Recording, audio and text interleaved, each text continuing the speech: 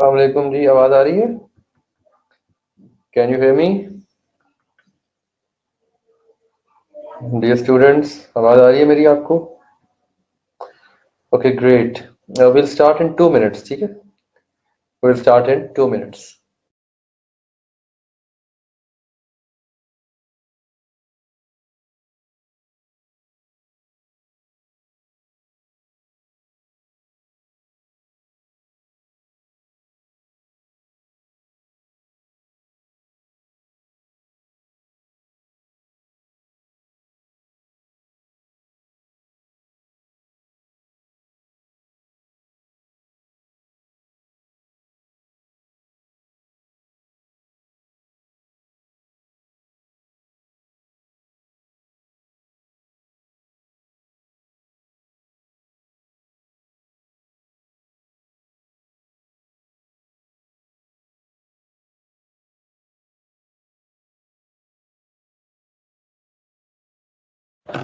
Okay जी, क्या हाल है? सबका खैरियत से है?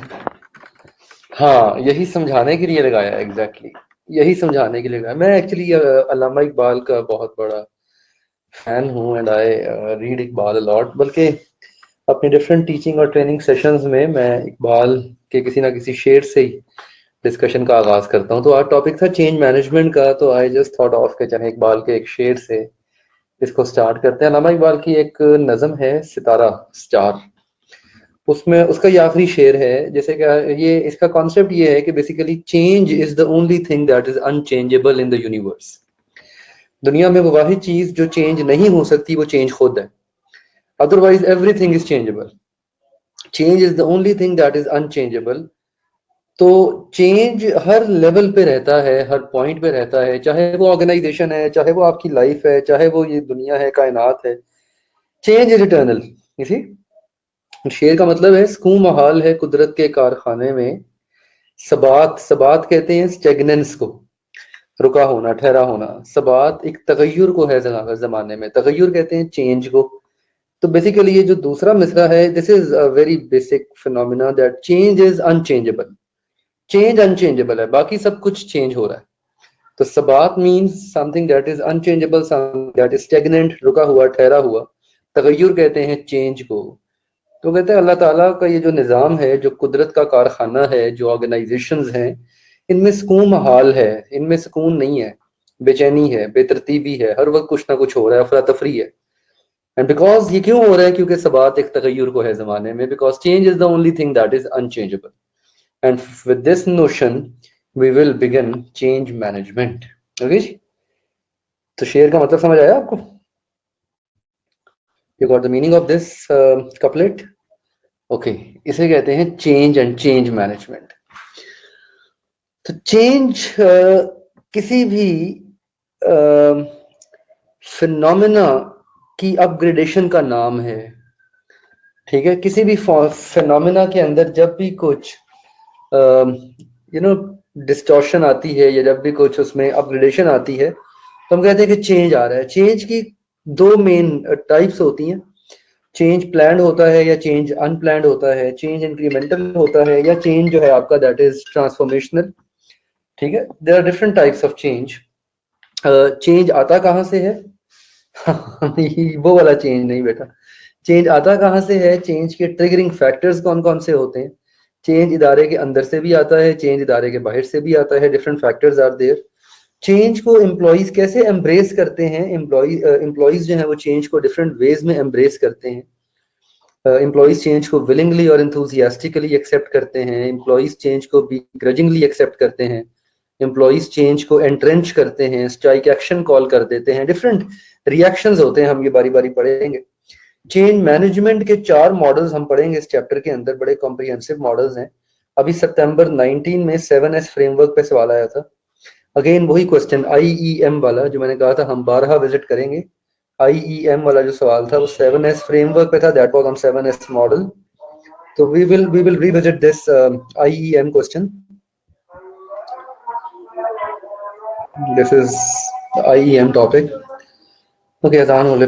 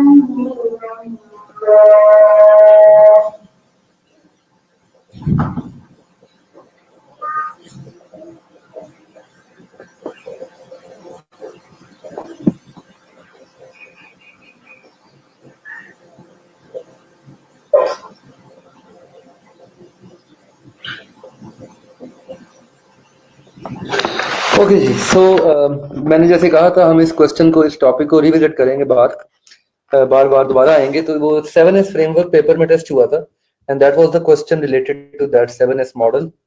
सो ये 4 फ्रेमवर्क्स पढ़ेंगे।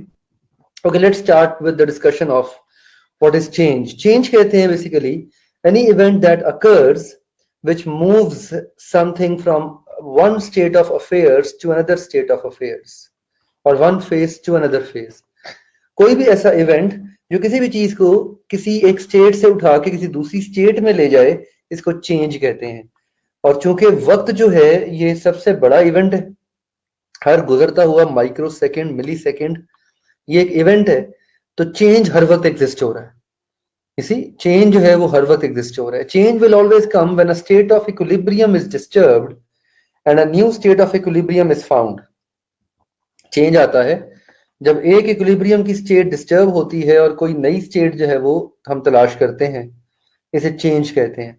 Organisational change is basically a phenomena where resource allocation, asset disposal are executed, or they are changed through significant re-engineering।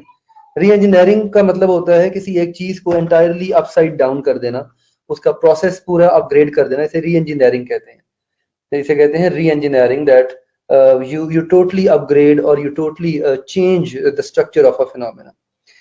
So as we have seen in the earlier chapter, organizations are affected by external and internal factors। जैसे हमने second chapter में पढ़ा, comparative factors भी हैं, फिर Pascal analysis भी है। So all of these factors play a pivotal role and bring modification in which an organization operates. Again ये सारी कमेंट्री है, ये पहला पैराग्राफ बस पढ़ लें, डेफिनेशन की हद तक इंपॉर्टेंट है, आगे सारी कमेंट्री है, आगे सारी की सारी जो है वो कमेंट्री है। All the other factors are basically commentary. तो प्रोसेस जो होता है चेंज का, जो प्रोसेस होता है चेंज का, that influence organizations to manage and to execute their competitive advantage, to maintain their competitive advantage। Remember, आप जब भी चेंज होते हैं, जब भी आप चेंज करते हैं, तो आप अपना competitive advantage मेंटेन करने की कोशिश करते हैं। ऑर्गेनाइजेशंस में जब भी चेंज आता है, they try to maintain their competitive advantage। ठीक है, सो कंपैरेटिव एडवांटेज आप हमेशा चेंज से अचीव करते हैं। कंपैरेटिव का मतलब है how to get superior from others, competition से बेहतर होना, कंपैरेटिव एडवांटेज। रिमेंबर हमने सेकंड चैप्टर में ये वाला टर्म, ये वाला वर्ड डिस्कस किया था when we were talking about Michael Porter's generic strategies. ठीक है, चेंज की नेचर में कुछ की कॉन्सेप्ट्स हैं। सबसे पहले चेंज की 2 टाइप्स हैं, ये टाइप्स हैं चेंज की। देन वी हैव चेंज के 2 मैग्नीट्यूड्स हैं। These 2 are types of change, ये 2 टाइप्स हैं चेंज की। These two are magnitude of change, ये चेंज के दो मैग्नीट्यूड्स हैं, ठीक है। And these two are implementation mechanism of change, ये चेंज के इम्प्लीमेंटेशन मैकेनिज्म है। तो ये तीन इंपॉर्टेंट फिनोमेना हैं। चेंज की दो टाइप्स हैं, चेंज के दो मैग्नीट्यूड्स हैं और चेंज के दो इम्प्लीमेंटेशन मैकेनिज्म्स हैं। ओके, टाइप्स कौन कौन सी हैं? Planned, unplanned.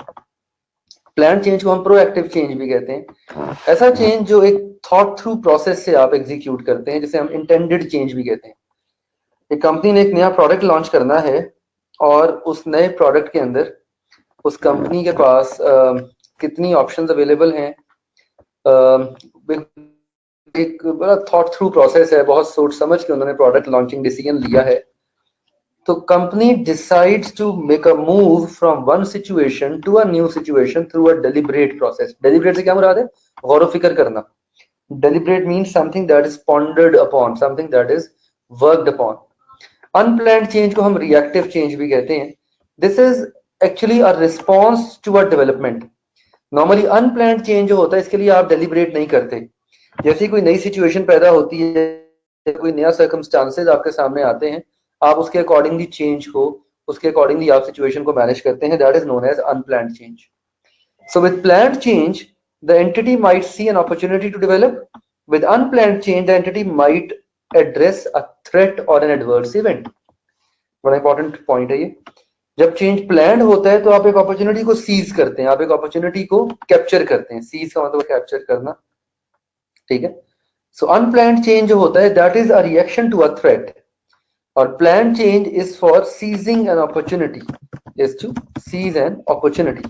सीज का मतलब होता है कैप्चर करना, काबू करना, फायदा उठाना। चेंज के दो मैग्नीट्यूड्स होते हैं, एक होता है इंक्रीमेंटल चेंज, छोटा चेंज, माइन्यूट चेंज, जिसे ग्रेजुअल चेंज भी कहते हैं।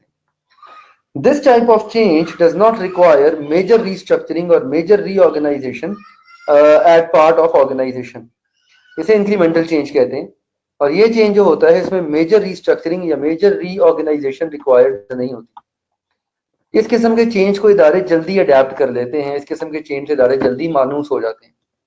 इसके बरक्स ट्रांसफॉर्मेशनल चेंज, बड़ा change, big change. This change require major restructuring और major reorganization in the system and procedures of organization. Product की प्राइस चेंज करनी है, ये इंक्रीमेंटल चेंज है कि ट्रांसफॉर्मेशनल चेंज है? प्रोडक्ट की प्राइस एक कंपनी ने चेंज करनी है, इज दैट एन इंक्रीमेंटल और a transformational change? Okay, very nice, शाबाश।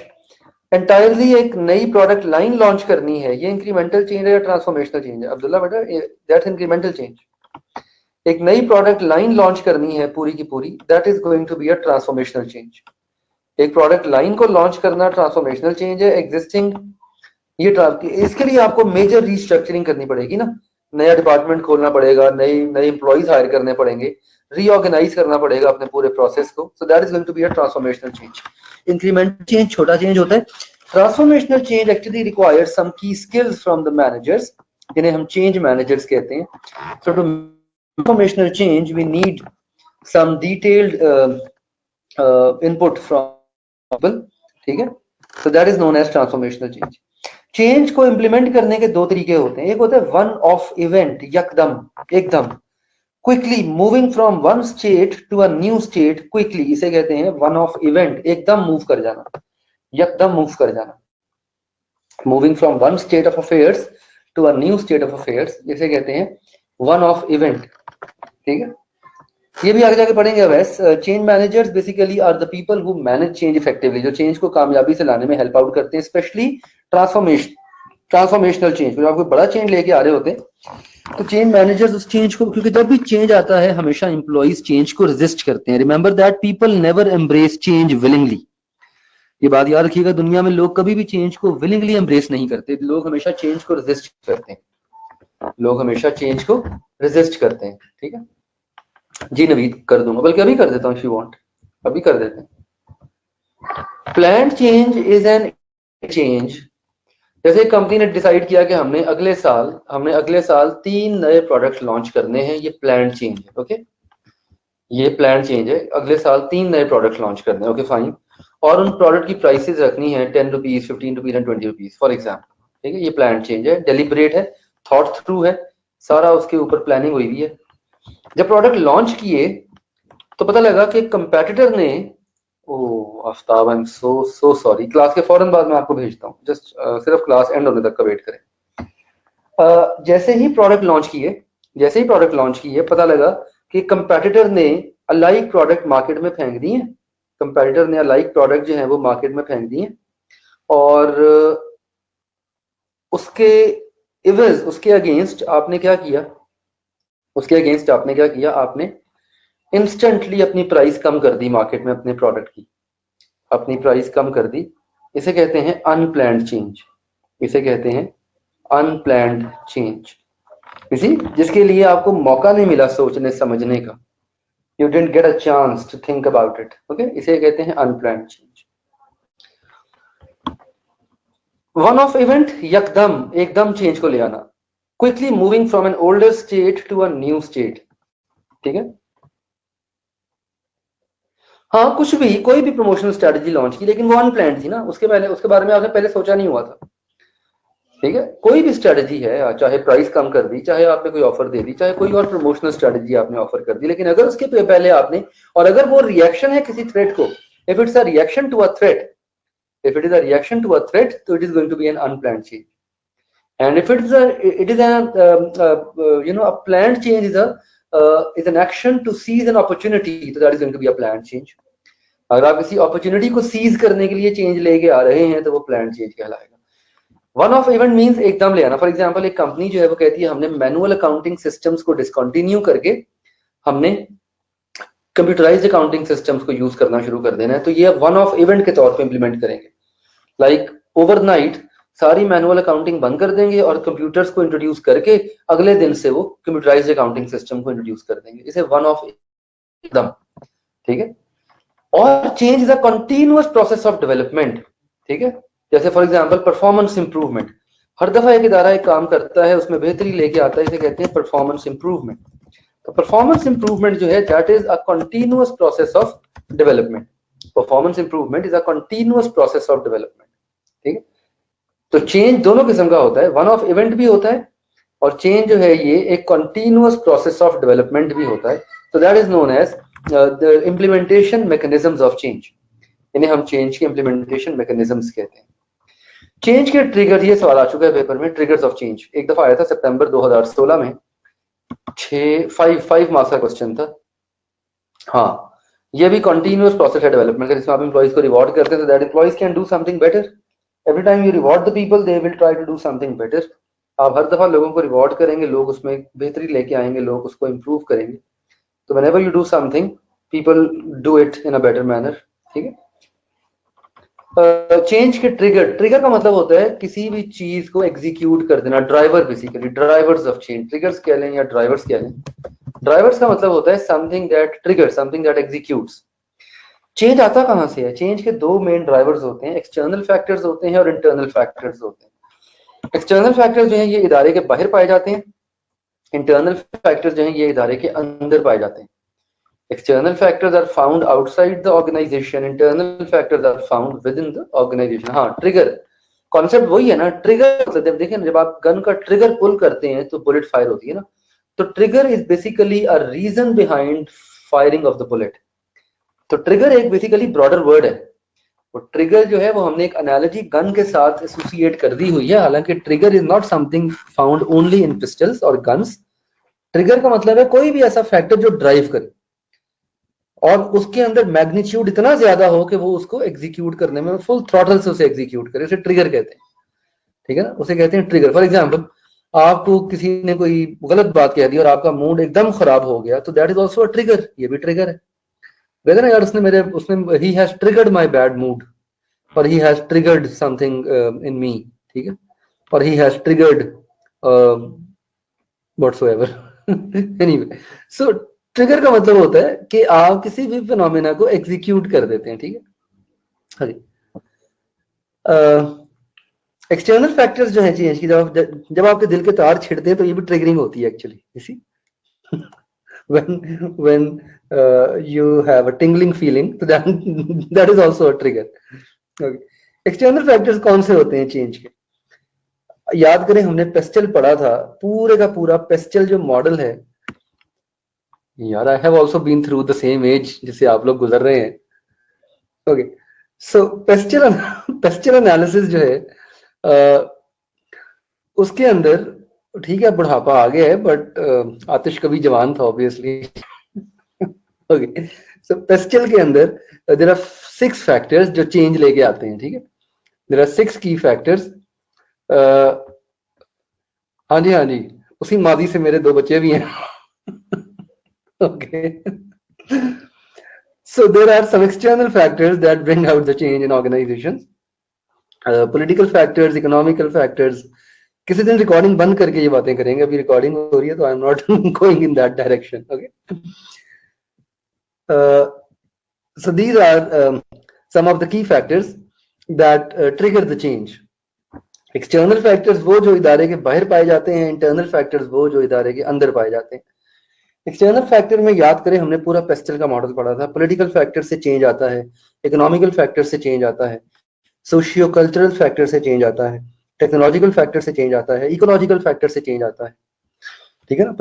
पॉलिटिकल फैक्टर से चेंज कैसे आता है? जब अनएक्सपेक्टेड पॉलिटिकल क्राइसिस पैदा होते हैं, फॉर एग्जांपल कुछ सिविल वॉर लग गई है या कोई पॉलिटिकल अनरेस्ट पैदा हो गया है किसी ऐसी कंट्री में where you had a major source of supply और you had a major export market, तो चेंज आएगा, ऑब्वियसली आएगा।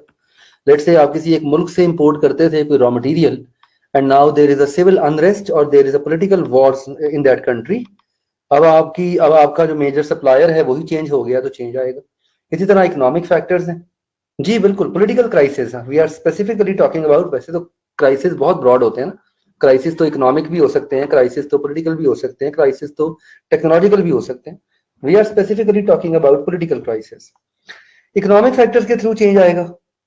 जब इकोनॉमीज चेंज होती हैं वेरियस कंट्रीज की, so that might affect your foreign sales और that might affect your expansion in foreign markets. जैसे पाकिस्तान के अंदर से अब बहुत सारी मल्टीनेशनल कंपनी अपने बिजनेस को बंद कर रही हैं क्योंकि इकोनॉमिक क्राइसिस है। होंडा ने यहाँ पे प्रोडक्शन बंद कर दी है।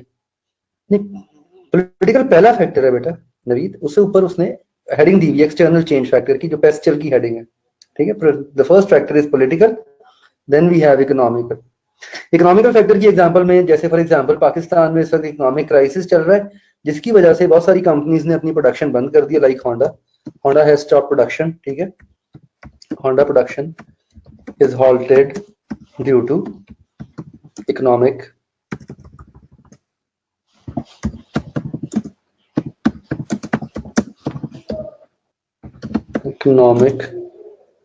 टर्बुलेंस, ठीक है।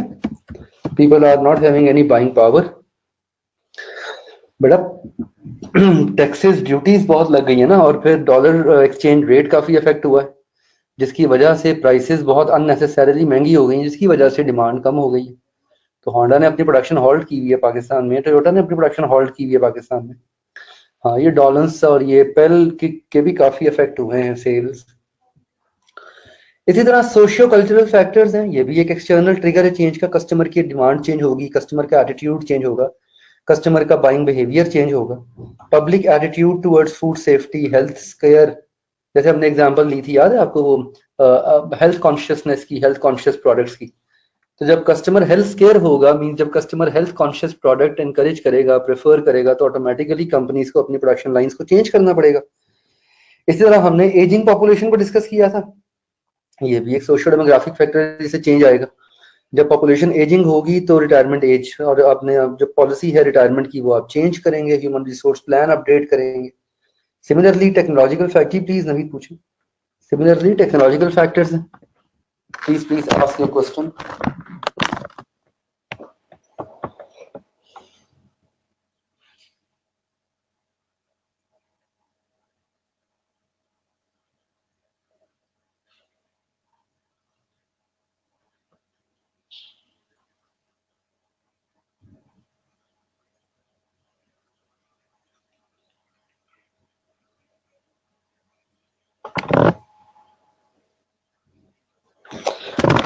देखें, कंपेटिटर को तो मौका तब देना जब मार्केट में डिमांड हो। प्रॉब्लम ही है कि कंपेटिटर के लिए भी डिमांड नहीं है। When organizations shut down their operations, it does not mean that they are giving a chance to their competitors. Rather, it means that there is no growth in the industry or the customer demand as a whole. अगर तो customer की demand exist करे तो फिर वो क्यों बंद करेंगे अपनी production? They are not going to give any chance. हाँ, ये पॉसिबल है कि जब डिमांड कभी बेहतर होगी, so it would be a lower entry barrier for a new एंट्रेंट. जब डिमांड बेहतर होगी तो ये न्यू एंट्रेंट के लिए एंट्री बैरियर ऑलरेडी अब लो हो चुका है. ठीक है, यही तो मैं कह रहा हूं ना कि चाइना की ऑटोमोबाइल जो है वो अब सिर्फ मौके की तलाश में है. They are just waiting for the right time कि डिमांड पे स्पेस पकड़े. और अब चूंकि कंपनीज ने अपनी प्रोडक्शन बंद कर दी है तो एंट्री बैरियर लो हो गया है, जिसकी वजह से न्यू एंट्रेंट्स के लिए अपॉर्चुनिटी अवेल करने का चांस ज्यादा है. Getting this point? लेकिन फिर वही बात है ना बेटा कि why will they reduce their price when there is no demand? ठीक है, कंपेटिटर जो हैं, और फिर अगेन अगर दो मेन कंपनीज की मोनोपोली है फॉर एग्जांपल, ठीक है जी नवीद, देखें किसी भी इंडस्ट्री में, हमने 5 फोर्सेस मॉडल पढ़ा था, किसी भी इंडस्ट्री के अंदर डिमांड सेचुरेशन जो होती है ये ड्राइविंग फैक्टर होता है आपकी इंडस्ट्री कंपेटिटिवनेस का. ठीक है, अगर एक इंडस्ट्री के अंदर डिमांड सेचुरेट कर गई है तो इसका मतलब फिर ये हुआ कि अब उसमें नए आने वाला चाहे एग्जिस्टिंग प्लेयर है उनके लिए चांसेस नहीं है अपने प्रोडक्ट को बेचने के लिए. Exactly exactly. प्राइस रिड्यूस करेंगे तो प्रॉफिट भी गिरेगा, ऊपर से डिमांड भी नहीं है, तो अल्टीमेटली दोनों तरफ से नुकसान होगा. ठीक. सो सोशियो कल्चरल फैक्टर्स जो होते हैं, इसका इम्पैक्ट क्या होता है बिजनेस के ऊपर? अगेन अब आप अपनी पब्लिक एटीट्यूड्स की वजह से रिटायरमेंट पॉलिसीज चेंज कर देते हैं. ठीक है, टेक्नोलॉजिकल फैक्टर्स जो होते हैं इनका इम्पैक्ट क्या होता है? ये हमने पढ़ा था, टेक्नोलॉजी का इम्पैक्ट बिजनेस में स्ट्रक्चर पे होता है, स्ट्रेटजी पे होता है, और टेक्नोलॉजी का इम्पैक्ट आपके प्रोडक्ट्स एंड सर्विसेज पे होता है. ये हमने ये लिखा हुआ है ना, मेंशन्ड अर्लियर. मेंशन्ड अर्लियर से मुराद ये है कि ऊपर से लेके आना है. पेपर में अगर ये सवाल आ गया तो काइंडली ये लाइन ना लिख दीजिएगा मेंशन्ड अर्लियर. यहाँ मेंशन्ड अर्लियर से मुराद है कि उसने ऊपर एक्सप्लेन कर दिया है सेकंड चैप्टर में, तो एक्सपेक्टेड कि आपने सेकंड चैप्टर में जाके दोबारा से पढ़ना है टेक्नोलॉजी का इम्पैक्ट. अब यहाँ पे उसे सम अप कर लें, बल्कि मैं आपके लिए यहाँ पे सम अप कर देता हूँ कि टेक्नोलॉजिकल फैक्टर्स, आप यहाँ पे 2 लाइनें लिख लें ताकि आपके लिए बाद में मसला ना हो. Technological factors affect firms in 3 ways. 3 ways में अफेक्ट करते हैं फर्म्स को. Number 1, ways of doing things. Ways of doing things, इसमें आप एग्जांपल कोड करें. कंप्यूटर्स हैव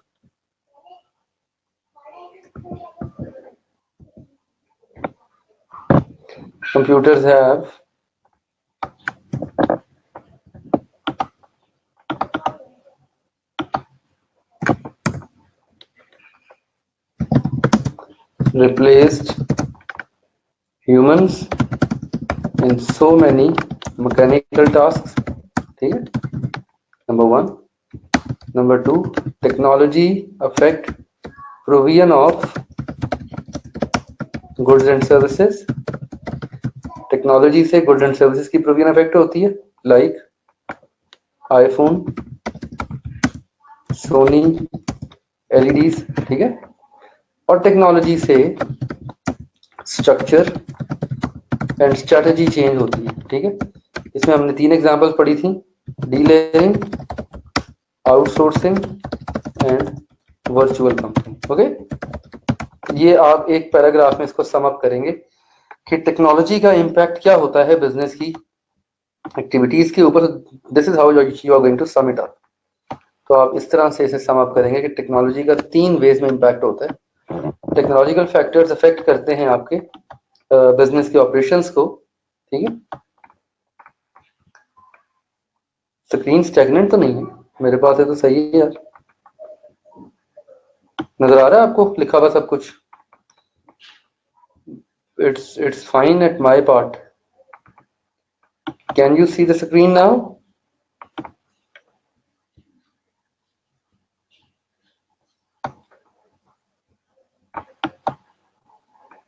अच्छा यार, मेरे पास तो बिल्कुल सही मूव कर रही है. आई एम नॉट श्योर आपके पास क्या हो. एक minute, let me bring it back. Wait a minute.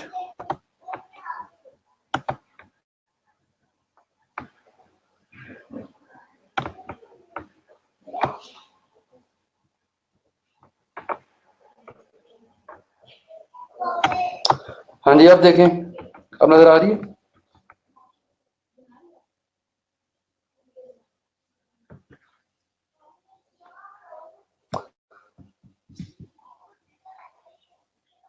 Okay. Next we have ecological factors. Ecological factors are the environment factors. For example, हमने पढ़ा था जैसे ही डिमिनिशिंग सप्लाईज होती हैं फ्रेश वाटर्स की या रिसोर्स एग्जॉशन स्टार्ट होती है, वसाइल रिसोर्सेज जो हैं आपके वो ज्यादा इस्तेमाल होने शुरू होंगे, ठीक है? तो क्या होगा, what changes they need to make the business more sustainable. तो यहाँ पे भी हाँ, scarcity of resources से आपको अपने प्रोडक्शन प्लान्स चेंज करने पड़ते हैं, स्कार्सिटी ऑफ रिसोर्सेज से आपको अपने veg of doing things change करने पड़ते हैं। तो बहुत सारे फैक्टर्स जो हैं ये आपके प्रोसेसेस को इन्फ्लुएंस करते हैं and they influence the way things are moving in your environment. तो आपकी जो एनवायरनमेंट है वो डिटरमिन करती है कि आप किस तरह से ऑपरेट करेंगे। Next we have legal factors. Legal factors जो होते हैं ये डिटरमिन करते हैं कि आपका जो बिजनेस है वो किस तरह से ऑपरेट करेगा and how you are going to protect your environment and how you are going to have an impact on your it is going to have an impact on your strategy and procedures. Health and safety law for example कोई नया implement कर दिया government ने, आपको उसके मुताबिक अपने आप को अपडेट करना पड़ेगा, अपने आप को चेंज करना पड़ेगा। As soon as government has introduced a new health and safety law, you have to automatically change the way you have been operating, you have to change the way your operations are doing are being done, ठीक है ना? तो ये सारे के सारे basically pastel के अंदर जो चेंजेस आएंगे वो आपके बिजनेस को इफेक्ट करेंगे। इसी तरह कुछ इंटरनल फैक्टर्स हैं चेंज के। इंटरनल फैक्टर्स जो होते हैं चेंज के, ये एक इदारे के अंदर से ट्रिगर होते हैं।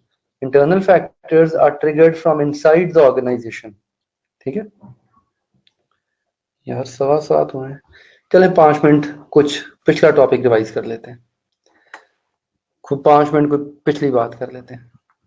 क्या पता नहीं आज क्या हुआ स्क्रीन को, मेरे पास तो वैसे यहाँ पे सही मूव कर रही है, the way I am looking at it. खैर, कोई सवाल पिछले टॉपिक का है, कोई क्वेश्चन तो पूछ लें। नवीद, आपने क्वेश्चन किया था कि जब कंपनीज अपनी प्रोडक्शन को डिसकंटिन्यू करती हैं तो isn't it gives competitors a chance to come and take over the industry or take over the customer? इसका कि जब एक इदारा अपनी प्रोडक्शन को डिसकंटिन्यू करता है तो इसका मतलब है कि कस्टमर डिमांड जो है वो निल है, जीरो है, सैचुरेट कर चुकी है कस्टमर की demand and there is no customer demand at all, तभी तो उसने प्रोडक्शन डिसकंटिन्यू की ना। तो इंस्टेंटली तो कंपेटिटर के लिए मार्केट में आके टेक ओवर करना नामुमकिन है, क्योंकि जो हालात कस्टमर सैचुरेशन के आपके लिए हैं वही हालात आपके कंपेटिटर के लिए भी होंगे। अंडरस्टूड, ठीक है? हाँ, लेकिन इसका एक फायदा ये मिल जाएगा कंपेटिटर को, स्पेशली न्यू एंट्रेंट को, कि एंट्री बैरियर्स लो हो जाएंगे। और जैसे ही कस्टमर की डिमांड बेहतर होगी, जैसे ही कस्टमर डिमांड करेगा प्रोडक्ट, अगर आप ताक में बैठे होंगे तो आप फौरन कंपेटिटर को मार्केट से आप उसे अफेक्ट करेंगे और आप अपनी प्रोडक्शन से ऑब्वियसली प्रोडक्शन कॉस्ट तो डेफिनेटली अफेक्ट होगी, चेंज होगी, लेकिन अभी हम कस्टमर पर्सपेक्टिव की बात कर रहे हैं। प्रोडक्शन कॉस्ट तो एक कंटिन्यूइंग फिनोमेना है ना, ये तो कंटिन्यूइंग फिनोमेना है। Production cost is a continuing phenomena, ये तो चलता हुआ फिनोमेना है कि अगर ऑलरेडी एक ऑर्गेनाइजेशन ने स्केल इकोनॉमीज अचीव कर ली हुई है, अपनी कॉस्ट को कंट्रोल कर लिया हुआ है, तो फिर तो उसके लिए everything is fine with them, फिर तो मसला ही कोई नहीं, ठीक है? आवाज आ रही है? Can you here? Second 2 chapters section A का टेस्ट जो होगा आपका, ये बेटा होगा उस वीक में जिस वीक में हमारी क्लासेस ऑफ होंगी। कमिंग फ्राइडे को आपके 3rd चैप्टर के फर्स्ट हाफ का टेस्ट होगा, जो मैंने आपको बता दिया था ना कहां तक होगा। कमिंग फ्राइडे को, इस वीक में 8 तारीख को अपलोड हो जाएगा टेस्ट 3rd चैप्टर के फर्स्ट हाफ का। And I have told you ना फंक्शनल स्ट्रक्चर तक होगा, बताया था ना मैंने आपको page number. I told you functional structure तक ये इस वीक में होगा। ओके, ये आप बेशक नोट कर लीजिए टेस्ट का स्केड्यूल। मैं आपको बल्कि नोट करवा देता हूँ टेस्ट का स्केड्यूल आपका। अब जो स्केड्यूल है टेस्ट का, it is going to be moving like this. 8 नवंबर को चैप्टर नंबर 3 फर्स्ट हाफ, ठीक है। पेज नंबर कहाँ तक था जी? Page number anyone? किस पेज तक था?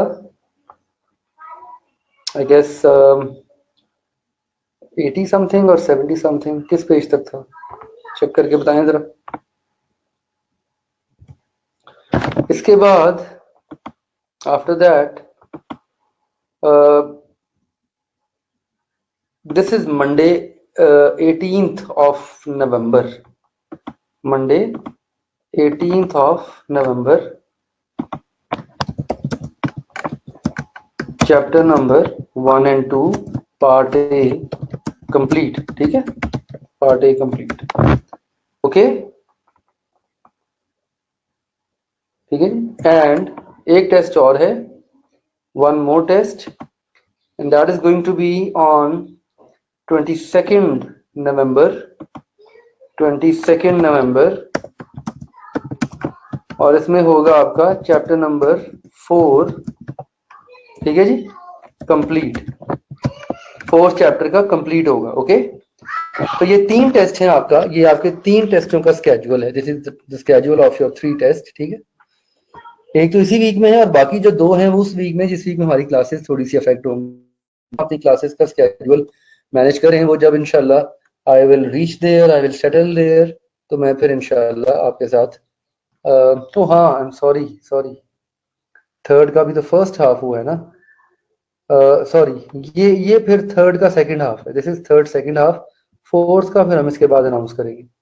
ये थर्ड का सेकंड हाफ है। Okay, this is third second half, I am sorry, ये थर्ड का सेकंड हाफ है, और फोर्थ का फिर मैं इसके बाद अनाउंस कर दूंगा, ठीक है। ये नोट कर लें, ठीक है। तो ये आपके अगले 3 टेस्ट का स्केड्यूल है। This is the schedule of your next 3 test. Done जी। बेटा छुट्टियां जो है ना वो ऐसा छुट्टियां नहीं है। मैं सुने मेरी बात गौर से, मेरी फ्लाइट है थर्सडे इवनिंग की, ठीक है। और ये वाला वीक आपका वैसे ही ऑफ है, इस वीक में हमारी क्लासेस नहीं है। मंडे 11 से लेकर सैटरडे 16 तक हमारी क्लासेस वैसे ही ऑफ है, रिजल्ट वीक की वजह से पूरा वीक ऑफ है। मेरी फ्लाइट है 14 की रात की, ठीक है। So I will be there and I will settle down by 15th और 16th। ओके, तो मैं संडे 17th को आपके साथ कोऑर्डिनेट करूंगा व्हाट्सएप के ऊपर, और मैं आपको बताऊंगा कि मंडे 18 से लेकर 23, सैटरडे 23 तारीख तक ये 6 दिन हमारी क्लासेस की टाइमिंग क्या होगी, कितने दिन हम क्लास करेंगे, कितने दिन क्लास नहीं करेंगे, ये मैं आपके साथ सारा स्केड्यूल शेयर करूंगा 17 तारीख को, नवंबर 17th को। ओके, आज 11 तो नहीं है, आज 6 तारीख है ना यार, नवीद आज 6 नहीं है, टुडे 6th ऑफ नवंबर ना, महीना 11वां है नवंबर का और तारीख 6 है आज, ठीक है ना। तो ये एक कॉम्प्रिहेंसिव सा प्लान है फ्यूचर का, अल्लाह ने चाहा तो हम यार अमेरिका जा रहा हूँ, एक कॉन्फ्रेंस है America, I am going there.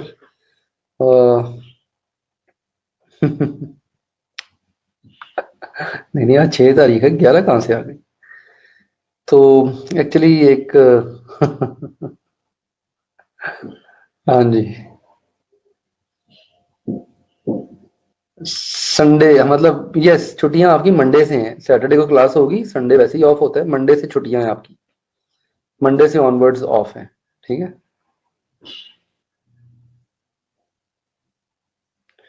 शाबाश, वेरी नाइस, गुड। नवीद का रिजल्ट कल आना है। यस।